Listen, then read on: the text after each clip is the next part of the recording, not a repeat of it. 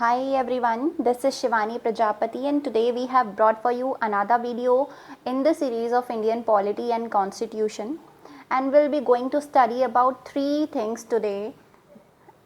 First one is Simon Commission, second one is Government of India Act 1935 and the third one is Cripps Mission. Okay, so without much ado, let's get started. First thing we have to study here is Simon Commission. इसके head कौन थे? Sir John Simon. नाम याद रखना, sir John Simon was the head of Simon commission. ये जो commission थी वो कंस्टिट्यूटेड इन 1927, बनाई गई थी 1927 में. क्या मकसद था? इंक्वायरी बिठाई थी.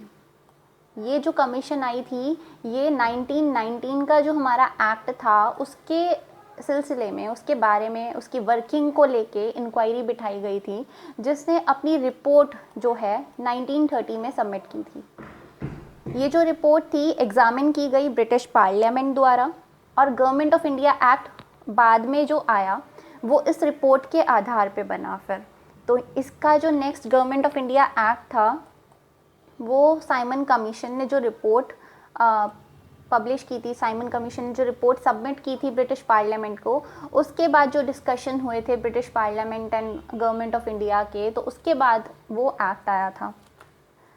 अब हम एक्ट देखते हैं, गवर्नमेंट ऑफ इंडिया एक्ट 1935. यही एक्ट है जो साइमन कमीशन के बाद आया था. It was the longest act enacted by British parliament. ये कहा जाता है कि सबसे लंबा एक्ट जो भी ब्रिटिश पार्लियामेंट ने एक्ट सेंक्शन किए थे उनमें सबसे लंबा एक्ट है ये, enacted by parliament of United kingdom.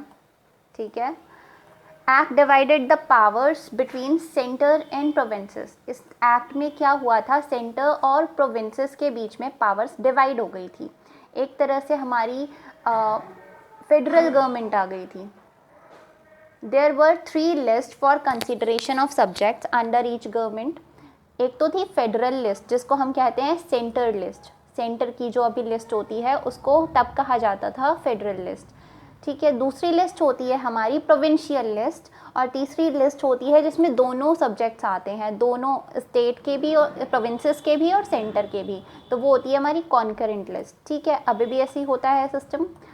तब फेडरल और प्रोविंशियल था और कॉन्करेंट तो अभी भी ऐसे ही है. Act prescribe the federation taking provinces and Indian states as units. ये जो था एक्ट, इसमें क्या हुआ कि 1 सेकेंड, हाँ जी, act prescribe the federation taking provinces and Indian states as units. इस एक्ट में क्या हुआ, एक फेडरेशन बना हमारा. फेडरेशन उसमें क्या हुआ कि प्रोविंसेस जो थे और इंडियन स्टेट्स जो थे उनको हम एक यूनिट की तरह लेके चलेंगे. वो सब कंबाइन होके एक यूनिट की तरह कंसिडर किए जाएंगे. It was optional for Indian states to join the federation. अब इंडियन स्टेट्स जो थे उनको ज़बरदस्ती नहीं किया था उन्होंने कि आपको फेडरेशन ज्वाइन करना है तो आप कर सकते हैं, और आपके साथ कोई ज़बरदस्ती नहीं है. तो इंडियन स्टेट्स ने कभी ज्वाइन ही नहीं किया फेडरेशन को, तो इस वजह से फेडरेशन कभी बन ही नहीं पाया. नेक्स्ट चीज़ है कि governor was required to act with the advice of ministers responsible to legislature. अब गवर्नर्स जो थे, प्रोविंसेस के गवर्नर्स जो थे, उनके ऊपर कौन, उनके हेड कौन हो गए थे? मिनिस्टर्स. उनको डायरेक्ट करने के लिए, उनके साथ डिस्कस करने के लिए about the subjects that are of the provincial level, तो उनके साथ डिस्कस करने के लिए मिनिस्टर्स थे, और मिनिस्टर के लिए रिस्पॉन्सिबल थे गवर्नर. तो गवर्नर जो है मिनिस्टर्स के एडवाइसेस पे काम करते थे, और मिनिस्टर्स को सारे जो भी एक्ट्स और जो भी चीज़ें कर रहे हैं वो अपने प्रोविंस में जो भी एक्ट ला रहे हैं या फिर कुछ भी हो रहा है, जो भी वो डिसीजंस ले रहे हैं, उनको जवाबदेही होती थी मिनिस्टर्स के लिए. मिनिस्टर्स को जवाब देना पड़ता था, जो कि फर्दर रिस्पॉन्सिबल थे लेजिस्लेचर को. तो उनको मिनिस्टर्स को फर्दर सेंट्रल गवर्नमेंट को जवाब देना पड़ता था, इंडियन लेजिस्लेचर में जवाब देना पड़ता था. ठीक है. तो गवर्नर वॉज रिस्पॉन्सिबल, ये मैंने आपको पहले भी बताया है वीडियो में कि governor was responsible to ministers and ministers were further responsible to legislature. ठीक है. इन सर्टन मैटर्स, कुछ मैटर्स ऐसे होते थे कि governor was required to act as an discretion without ministerial advice. अब उसमें कुछ कुछ ऐसे डिसीजंस होते थे कि मिनिस्टर की एडवाइस की ज़रूरत नहीं है गवर्नर को, he can take the decisions on his own, अपने आप की जो बुद्धि होती है, अपने आप की बुद्धि का यूज़ करके वो डिसीजन ले सकते थे under the control and directions of governor general and through him the secretary of states. तो डायरेक्टली गवर्नर जनरल के under and secretary of state जो हैं गवर्नर जनरल को डायरेक्ट करते हैं और गवर्नर जनरल जो है डायरेक्शंस देंगे गवर्नर को, ठीक है। और without the inclusion of ministers ये काम हो सकता है। तो कुछ ऐसे मैटर्स थे जिनमें सीधा डिसीजन वो डिसीजंस लिए जाते थे सेक्रेटरी ऑफ स्टेट्स द्वारा, और सेक्रेटरी ऑफ स्टेट्स क्या करते थे, गवर्नर जनरल को इंस्ट्रक्शंस देते थे एंड उनका जो वो भी काम होता था, जो भी वो गवर्नर को डायरेक्टली कांटेक्ट करते थे without the inclusion of ministers. Ministers की यहाँ पे इंटरप्शन नहीं हो रहा है मिनिस्टर्स का। Apart from governor general power of veto, अब गवर्नर जनरल के पास वीटो पावर थी। वीटो क्या होता है, वीटो होता है, देखिए यहाँ पे, power to reject a decision. जिसके पास वीटो पावर होती है वो डिसीजन जो भी लिए गए हैं उनको रिजेक्ट कर सकते हैं।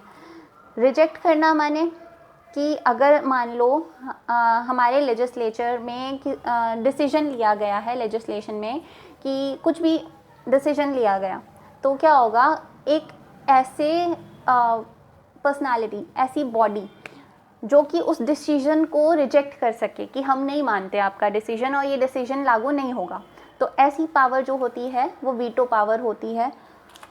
तो यहाँ पे क्या था, यहाँ पे गवर्नर जनरल के पास वीटो पावर थी कि अगर कोई भी गवर्नमेंट एक्ट पास करती है, प्रोविंसेस की गवर्नमेंट, प्रोविंशियल गवर्नमेंट अगर कोई एक्ट पास करती है या फिर सेंट्रल गवर्नमेंट कोई एक्ट पास करती है, तो गवर्नर जनरल, मतलब कि गवर्नर जनरल जो है सेंटर पे रूल कर रहे हैं इस टाइम पे, तो गवर्नर जनरल के पास पावर है कि वो उस बिल को रिजेक्ट कर सकते हैं कि हमको ये लाना ही नहीं है, ठीक है।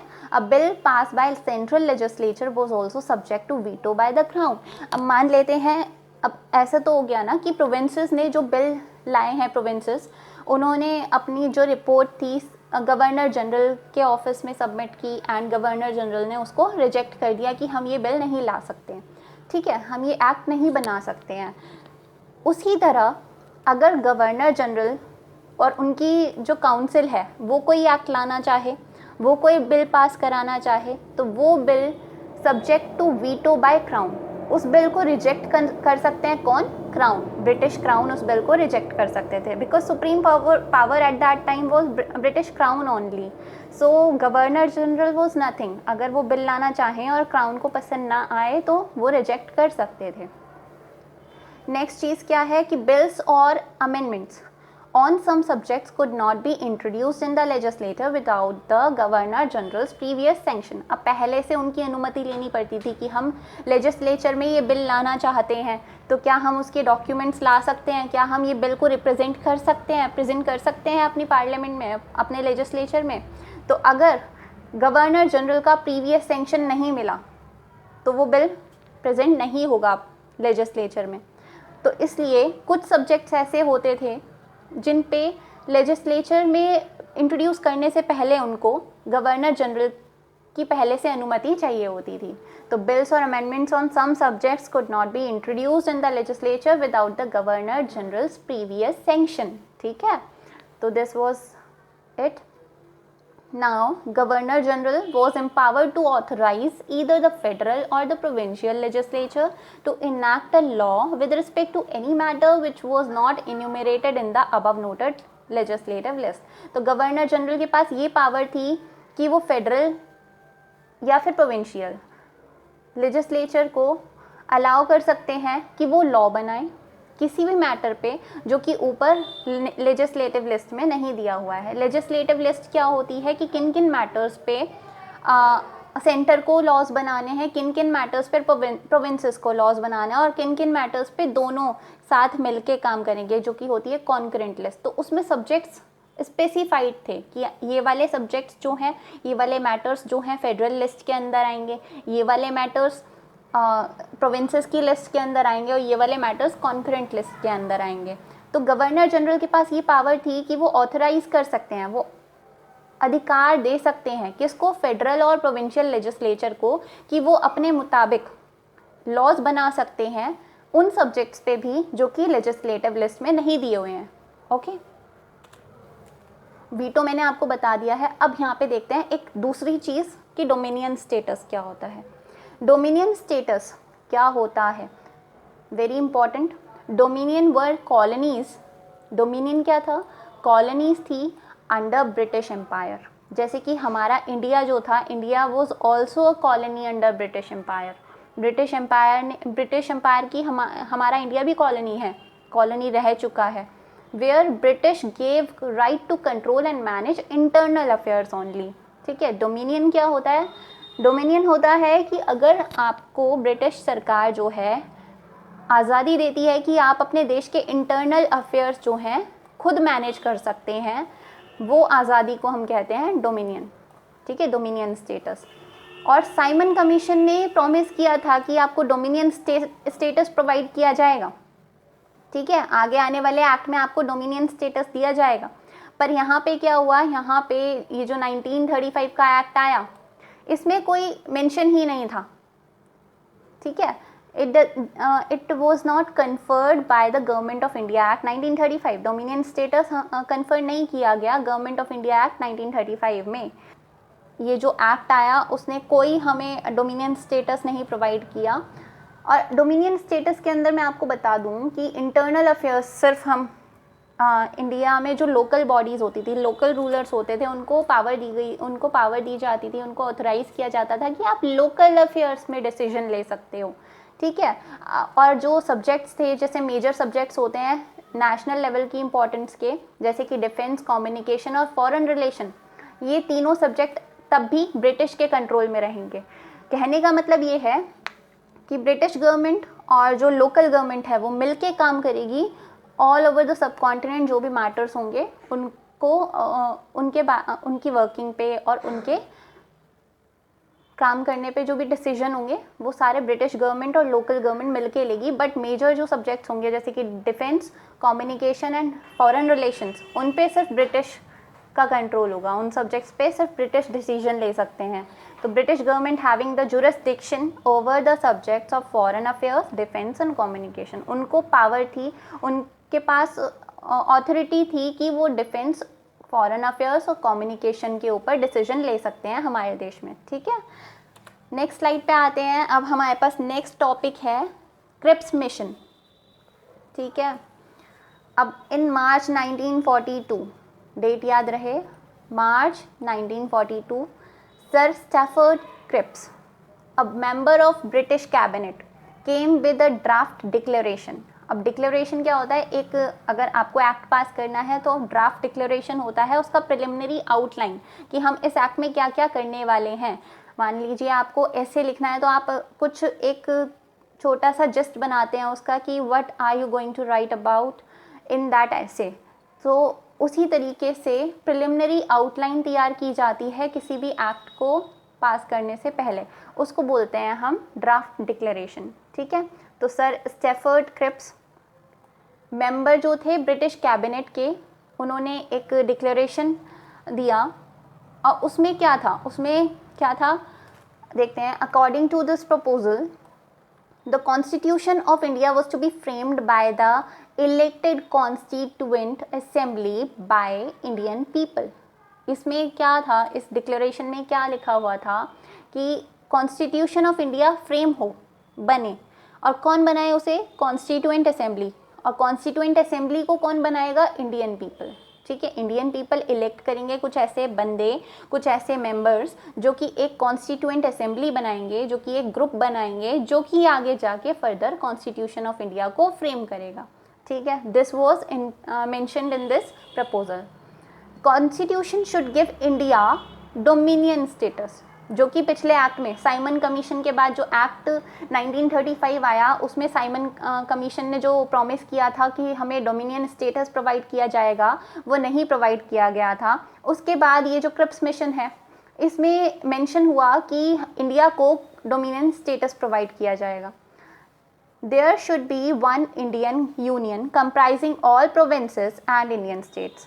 अब इंडियन स्टेट्स और प्रोविंसेस जैसे अलग अलग काम कर रहे थे। तो यहाँ पे एक यूनियन हो जाएगा उनका। यूनियन मीन्स क्या कि सारे जो भी होंगे एक सेक्शन के अंडर आएंगे ये, ठीक है। सारे इंडियन स्टेट्स और प्रोविंसेस एक ही यूनिट में आ जाएंगे। नेक्स्ट, एनी प्रोविंस और Indian state not accepting the constitution, जो भी कॉन्स्टिट्यूशन फ्रेम होगा कॉन्स्टिट्यूएंट असेंबली के डिसीजन से, उनकी वर्किंग से, जो भी कॉन्स्टिट्यूशन फ्रेम होगा, किसी प्रोविंस और किसी इंडियन स्टेट को फोर्स नहीं किया जाएगा कि वो कॉन्स्टिट्यूशन को अपना ले। सो यहाँ पे लिखा है एनी प्रोविंस और इंडियन स्टेट नॉट एक्सेप्टिंग, अगर एक्सेप्ट नहीं करता है वो कॉन्स्टिट्यूशन को, would be free to retain its constitutional position existing at that time. उस टाइम पे जो उनकी पोजीशन है ना अभी ब्रिटिश गवर्नमेंट में, उसको रिटेन करके रख सकते हैं। अब उनको ज़रूरत नहीं है कि ऐसे ज़बरदस्ती नहीं है कि कॉन्स्टिट्यूशन को एक्सेप्ट करना ही करना है, ठीक है। अगर उनको अच्छा लगता है तो they can accept the constitution, but अगर नहीं है तो उनकी वही पोजीशन रहेगी जैसे कि ब्रिटिश गवर्नमेंट में रही उस टाइम पर थी। ब्रिटिश गवर्नमेंट को enter into separate constitutional arrangement for those states और प्रोविंसेस। तो जो भी स्टेट और प्रोविंसेस एक्सेप्ट नहीं करेंगे कॉन्स्टिट्यूशन को, ब्रिटिश गवर्नमेंट फिर उनके लिए अलग कॉन्स्टिट्यूशनल अरेंजमेंट लेके आएगी। ये this was all for today. पता है कि लेक्चर छोटा था, पर इससे ज़्यादा अगर मैं बताऊंगी तो बहुत ज़्यादा हो जाएगा, क्योंकि इसके बाद जो टॉपिक्स आने वाले हैं, इसके बाद हम नेक्स्ट वीडियो में हम कैबिनेट मिशन प्लान और माउंटबेटन प्लान देख लेंगे। So that was all for today guys. See you in the next video. तब तक के लिए goodbye.